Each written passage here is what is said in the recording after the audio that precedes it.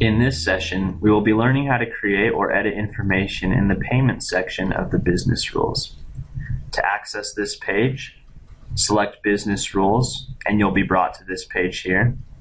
Again, like in other business rules tutorials, we're going to first select a region. In this case, we'll choose Nevada.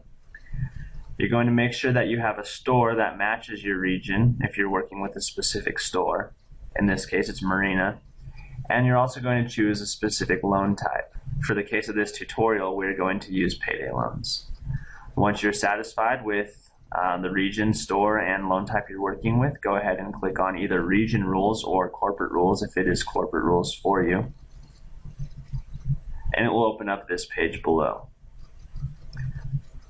Since we're going to be working with payments, scroll down to the payments section, which is towards the bottom. First off, you are going to see under the payments heading that there are allowed payments. Place a check mark in the boxes that apply. These are the methods of acceptable payment types that are used to collect funds from customers.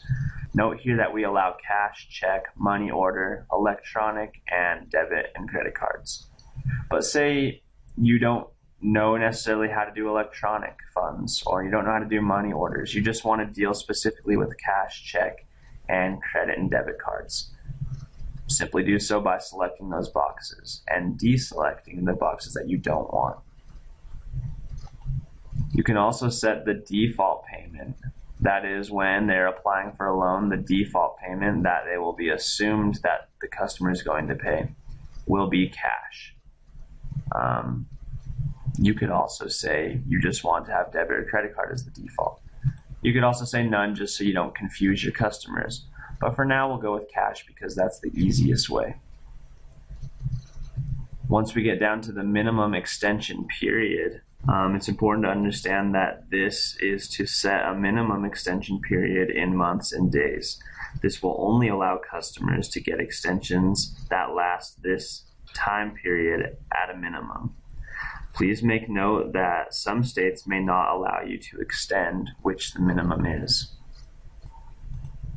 So here we're going to say that the minimum extension period will be 2 days. Likewise, the maximum extension period is somewhat common sense, but just for your information, to set the maximum extension period in months and days. This option allows customers to extend loans to that amount defined. So let's say we will be generous and we will allow them to make a maximum extension of 30 days on their payment. Kind of us, but you can set this to whatever you would like. You could even make it a multiple month extension depending on who you're dealing with and how likely they are to pay you back. A max extension date. Again, simply this prohibits a customer or a loan processor from creating an extension after a certain amount of time from the original date of the loan. So let's say that the max extension date from the original date of the loan can be, we'll say 6 months. 6 months after the loan origination date.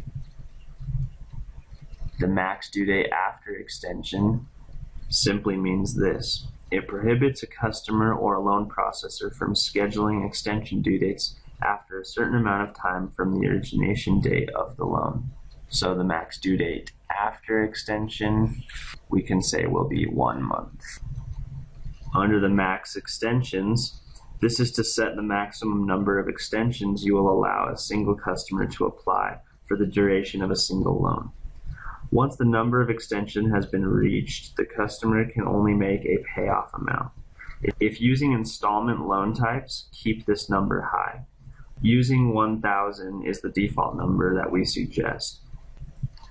But since we're going and we're using payday loans in the sake of this tutorial, we will go ahead and make there be a max extension of 500. Just note that this section is entirely up to you, and you should know the laws of the state that you are dealing in. And if the max extension number is limited by law, then you should make sure that you do that because we're not accountable for any laws that you do not abide by. Following this, we have the minimum principal paid in each payment.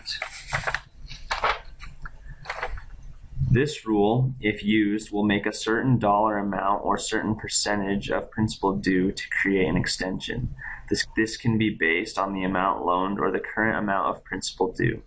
This rule also has the option of using this only if the loan's maturity period reaches a certain number of days since the origination date of the number of extensions the customer has requested. So fill this out accordingly. For this case, I'm going to leave it blank just because there's no real reason for me to fill this out, but you can. And note at the end, you can choose between extensions or days after the origination date. I'm going to leave it at extensions. And the max interest collected, the final section under this payments heading. This rule caps the maximum amount of interest the lender is allowed to collect based on the loan amount. So max interest collected, we could say 150% of loan amount. Note that may be different in your case, but I'm just using that as an example. After all the appropriate fields and boxes have been checked and filled in, click on the Update button at the bottom of the page. Right here in bright blue. Click on it. And note that an error comes up saying please enter a minimum principal paid dollar in a correct format, and please enter the minimum principal paid percentage. Note that these boxes are highlighted in red because I failed to fill out these boxes, but you need to do so in order for your software to work correctly. So we'll say $10 plus 15% of the principal due plus another 10% of the loan amount due after 30 days on the extension. Not 30 days since the origination date, just the extension. So now that we're good with that and we've made sure we filled out every part of that section, we'll click Update Rules.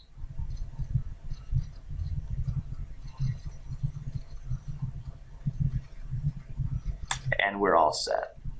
If for any reason you should like to re-edit or re-update these rules, again, click on Region Rules. You can do what we simply did in the moments prior to the finish of this video. Thank you for watching, and hopefully that helped you. Again, if you need any other help, there are other tutorials, and/or you can contact our support team. The number will be listed shortly after. Thank you. Goodbye.